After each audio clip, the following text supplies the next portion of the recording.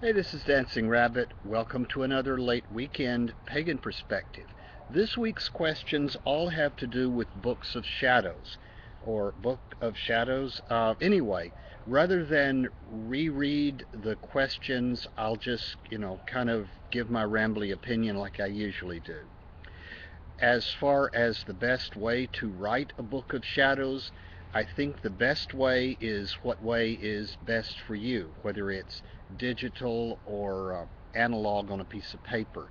Um, who knows what the ancients wrote Books of Shadows on, if they wrote anything. Maybe they weren't literate, maybe they didn't have the stuff to write with. But I don't think it really matters. Personally, I prefer to write on paper because I find that when I'm writing on a computer, I can't get the big picture. It's like I'm got blinders on, or I'm looking down a pair of binoculars the wrong way, and I can only see just maybe a paragraph or so. Normally, when I read something, I almost scan the whole page as one big picture. So this is kind of restrictive feeling to me. When I was writing my book, I did it on computer, and I found that the editing process was really difficult. So I ended up printing it out and editing it on paper. Making the notes and things, and then going back to the digital version and making the changes. I just could not see the mistakes when I was looking at the digital version. Okay, that's more answer than I intended, more off topic than I intended.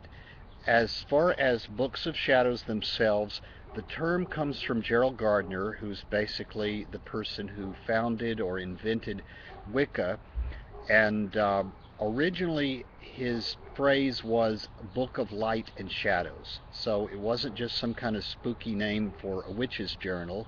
It had to do with the pagan um, feel about balance of light and dark, that they aren't evil versus good, they're both parts of the total whole, and sometimes the balance swings one way, sometimes the other way, but it's not a bad thing. It's just the way things are.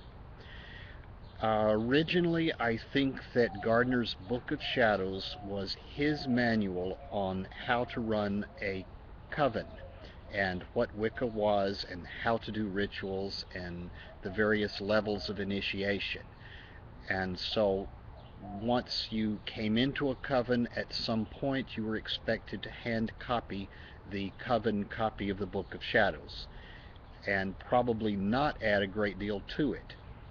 The grimoires were a ceremonial magic tradition, Western ceremonial magic, and those things were passed on, added to, um, sort of teacher to student within that tradition. Gardner did borrow a great deal from ceremonial magic, the quartered circle, and things like that, some of the various tools, the idea of casting a protective circle.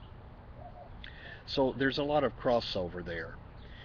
I have seen some people use their Book of Shadows more like a giant pagan witchy scrapbook. And so they wanted, a really beautiful binding, beautiful paper, and doing a lot of hand calligraphy stuff. And it was almost the goal of to finish my Book of Shadows, to get this thing that I just bought full of stuff. And so I'm going to copy things from other books and make it really, really pretty. And then maybe start over once I've done that. My approach to Books of Shadows is a little bit different. I have always used a plain black three-hole punch binder and put college rule notebook paper, usually written in pencil, because that way I can erase it and make changes. I don't have to start over or scratch stuff out. I think very early on, when I was first became a pagan, I did a lot of copying from other books that I had. I'm a book taught pagan, and so I would copy from books into my Book of Shadows, and that went on for a while. And then it kind of morphed more into I was writing rituals, I was creating spells, and that's what I put in my Book of Shadows. It was my own creative stuff. Now, it wasn't just, totally, channeled in from the great beyond. It was based very loosely on other people's works. But it's a little bit like if you're doing cooking, you have some cookbooks that you bought or somebody's given you, and then you begin to create your own recipes. And if you're smart, you write them down, because otherwise, next year when you want to make that great souffle or that great stew, you've kind of forgotten how to do it, and it tends to turn out different every time, sometimes better, and sometimes not so much. So that's how I use Book of Shadows. I don't use it perhaps as much as I did earlier to journal in and to write things in, but that's how I use it, to write down my own notes, a little bit of research, but basically my own stuff. And, it's not particularly secret. There are people that I wouldn't want to have read it, but, I don't get upset if somebody touches it or opens it.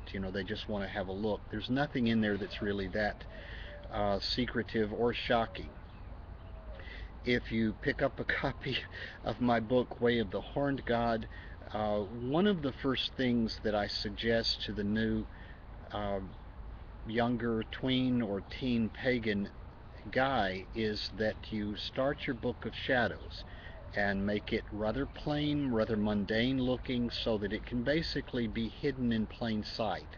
It's not something all witchy and spooky looking that you have to, lock up in a witchy, spooky looking box. That you start writing down your experiences and the things that you've tried and how well they've worked or how well they've not worked. So, pick up a copy of my book. I think I'll probably make about 75 cents to a buck off of it. So I don't feel like I'm being greedy or getting rich that way. It's available on Amazon, both digital and paperback. Okay, enough of the words from our sponsor.